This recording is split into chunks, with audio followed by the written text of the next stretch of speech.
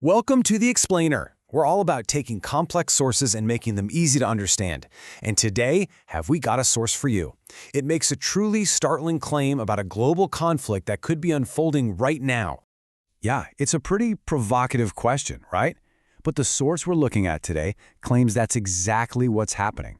And this whole analysis is based on the predictions of a figure they call Professor Sane.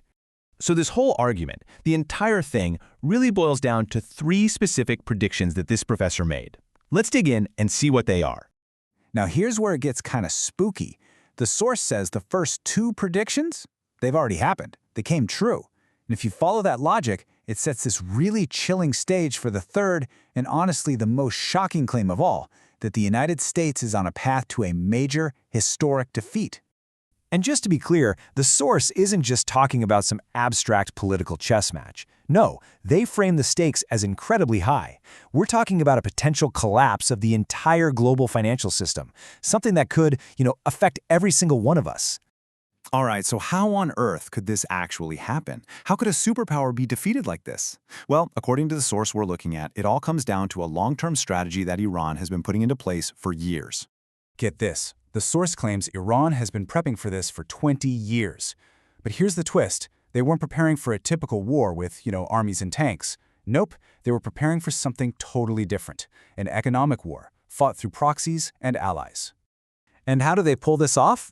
Well, the strategy is supposedly carried out by a whole network of proxies all over the Middle East. The source claims these groups haven't just been sitting around, they've spent years studying American military tactics and, crucially, figuring out America's biggest weaknesses. So you see, the main point here isn't about taking out soldiers or blowing up military bases.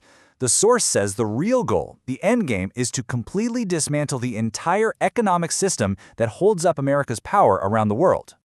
And this is really the core of the whole strategy.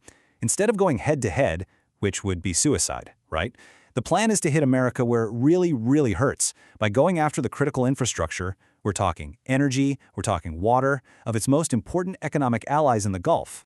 Okay, let's switch gears a bit and look at the money side of things, because this is where it supposedly builds into a full-blown economic disaster. According to the source, the real war isn't fought on the ground. It's fought in the global financial system. Right at the center of this whole theory is something called the petrodollar system. Basically, it's this arrangement that makes sure the US dollar is the go-to currency for the whole world, especially for oil.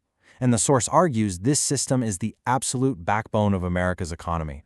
The source doesn't pull any punches. They call this a financial Ponzi scheme. And here's how they say it could unravel. If these attacks disrupt the Gulf states' ability to sell their oil, then all that money they invest back into the US just stops. And if that happens, what they call the AI bubble could burst, and from there, it's a domino effect into a massive economic collapse. So you're probably thinking, wait a minute, how can a bunch of proxy groups possibly stand up to the most advanced military on the planet? And that's a fair question. The answer, according to this source, has nothing to do with better technology. It's all about economics. Just look at the numbers here. This is what's so wild. You've got this insane economic mismatch. The source's whole point is that you just can't win a long-term war when you're forced to spend $2 million to take out a threat that only costs $50,000. It's not sustainable. The math doesn't work. And we're not talking about some single high-tech superweapon here. It's the opposite. It's about using cheap, simple, but really effective weapons like this Shahed 136 drone.